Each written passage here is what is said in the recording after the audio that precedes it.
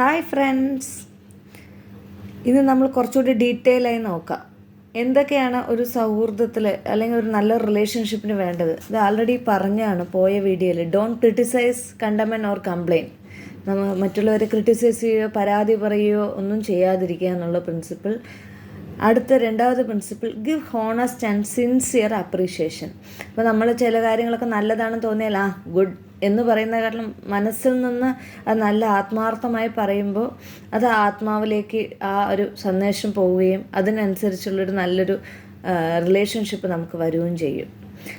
പിന്നെ principle 3, arouse in other persons an eager want. മറ്റുള്ളവരുടെ ആവശ്യം മനസ്സിലാക്കിയിട്ട് നമ്മൾ പ്രവർത്തിക്കുക.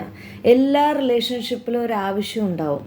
ആ ആവശ്യം വെച്ചിട്ടാണ് നമ്മൾ പെരുമാറുക, അല്ലേ? അപ്പോൾ എന്തെങ്കിലും ഒരു ആവശ്യമില്ലാതെ നമ്മൾ ആർത്തും പോകാറില്ലല്ലോ. അപ്പോൾ നമ്മുടെ അടുത്ത് വരുന്നവരുടെ ആവശ്യം എന്താണെന്ന് മനസ്സിലാക്കുക, അത് നല്ലൊരു രീതിയിൽ ചെയ്തു കൊടുക്കുക, അതാണ് വേണ്ടത്. അപ്പോൾ ഇതാണ് ഫസ്റ്റ് കുറേ ചാപ്റ്റേഴ്സ് പഠിച്ചതിലുള്ള പ്രിൻസിപ്പിൾസ്. Okay, thank U.